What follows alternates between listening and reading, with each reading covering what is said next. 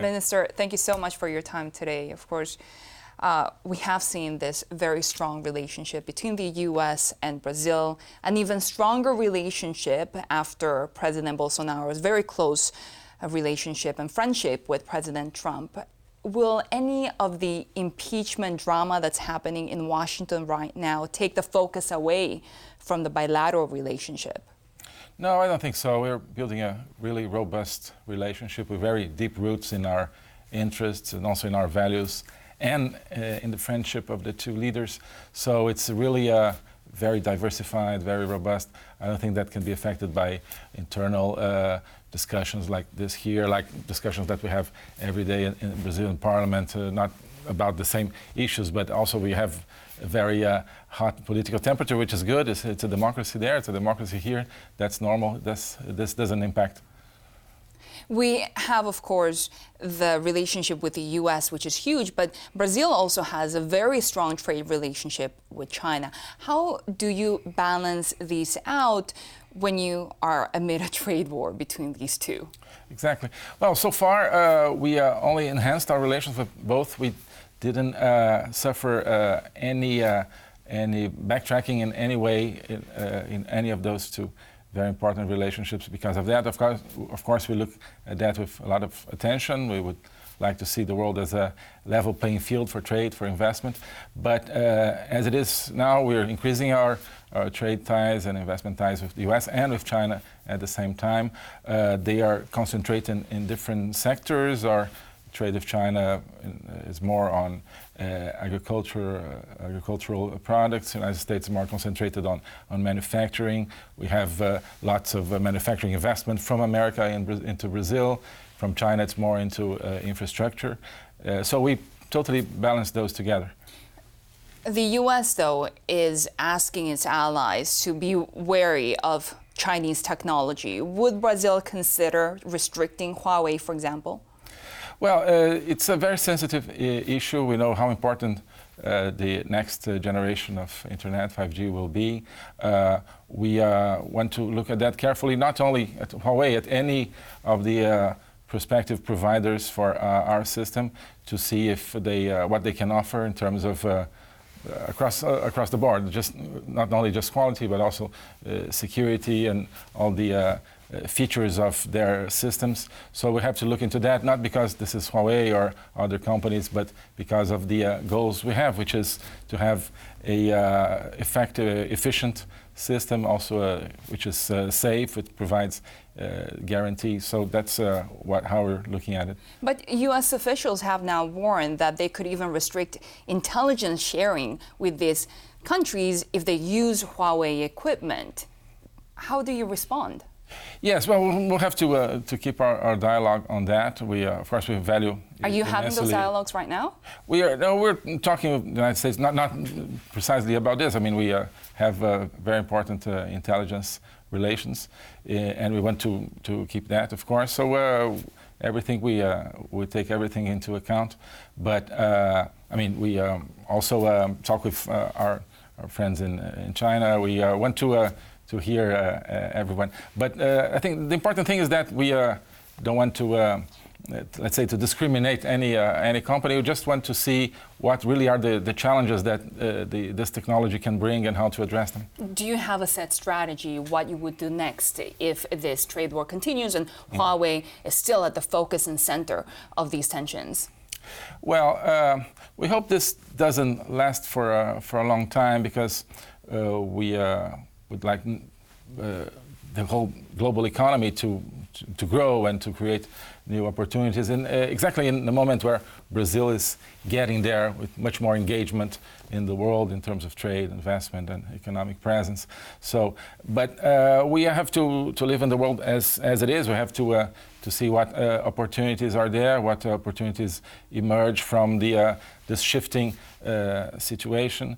We totally understand, I think, the U.S. side on this. We try to understand also the Chinese side. I think all countries are trying to defend their interests. So do you have like a timeline? Because the Huawei will want to get involved in your infrastructure and your communication system. Yes. Yeah, probably sometime next year we'll will open the process for the providers that will be in our system, and we need to devise that in a way that will be, as I said, conducive to efficiency and safety of the system. As of now, Huawei, for example, is very much present in the previous generations in Brazil, is a very good partner. Other partners are also excellent for us.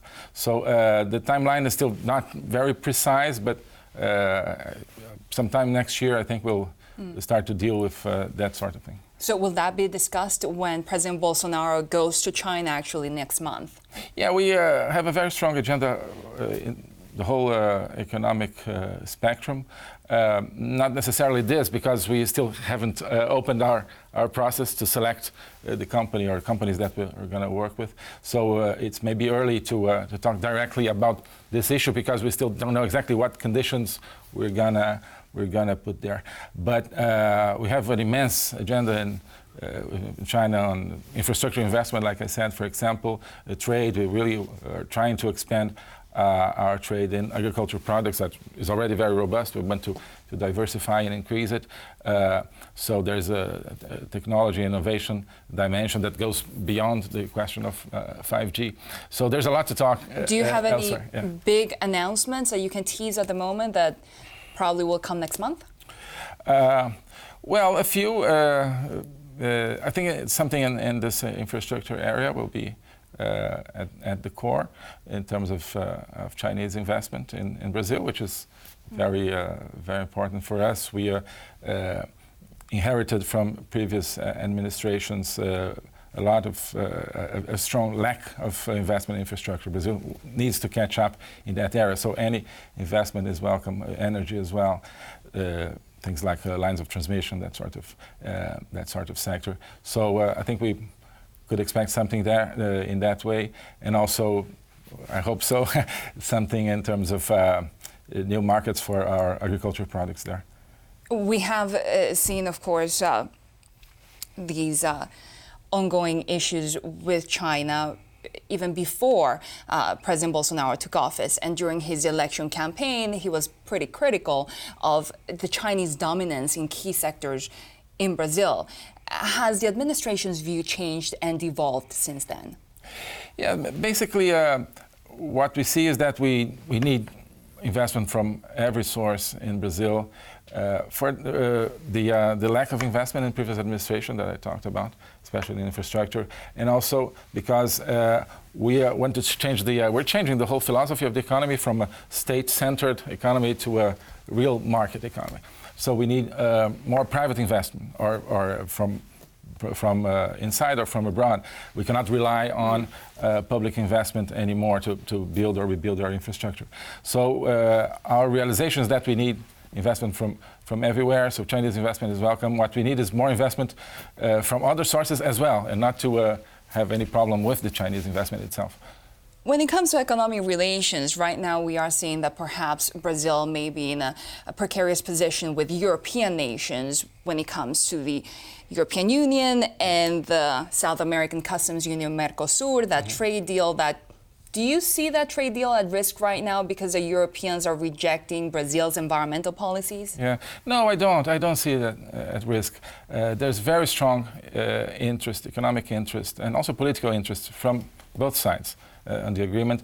Here in New York, I have been talking with ministers from different European countries, even countries that sometimes seem to be, whose public opinion seem to be critical of the agreement, and everyone agrees that this is a strategic agreement. I want to push forward with that.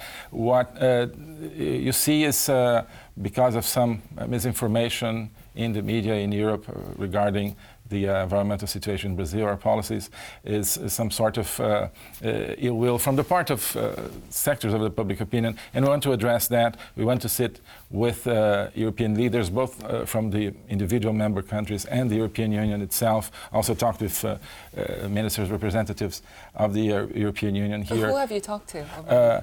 To the current Foreign Minister, Federica Mogherini, to the coming Foreign Minister, Josep Borrell, with the Trade Commissioner, Cecilia Malmström, and I talked with ministers from different countries like Germany, Ireland.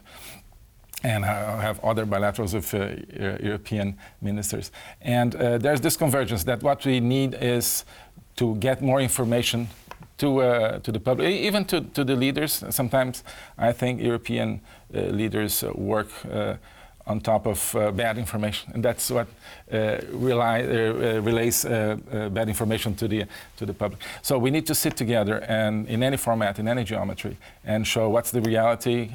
It's not what it looks like, and to show the quality of our environmental policies, our commitment to environmental protection and conservation, and also ideas to improve that in cooperation with European countries or other countries. We're devising new funds for sustainable investment in the Amazon, for example. This, by the way, I think can create huge opportunities for investors across the globe.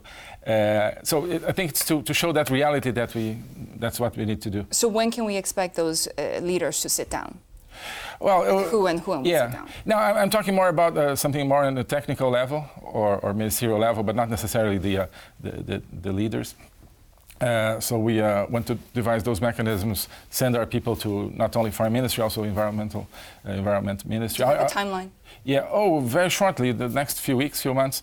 We are totally convinced we have sound policies, and the situation is totally under control regarding the fires in the Amazon, for example. We just want to show that, to show all the satellite data, to show and to also explain the way we have not changed any piece of legislation for environmental protection, that we have even new ideas for that. So that's what we need to do let's say, dispel those doubts that exist. Just finally, you continue to talk about the misinformation out there. Are you concerned about Brazil's image given the Amazon fires?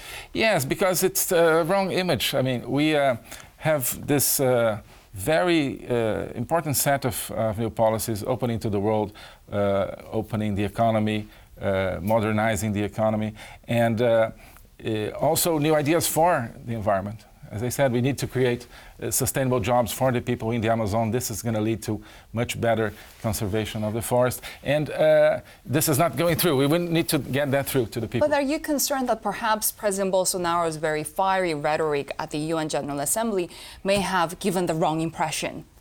No, I don't think it was fiery. I think it was sincere. It's our message. He is a president that likes to speak clear, to tell Brazilians and people from all the world what we stand for in a very transparent manner. So, and this is who we are. That's what he presented. And we're convinced this is a message of a country that wants and can engage much more with the world than previous governments. We have this total open and transparent attitude to cooperation, environment, or any other matter, and we are out in the world to be who we are, and not to be something else, and not to pretend to be something else.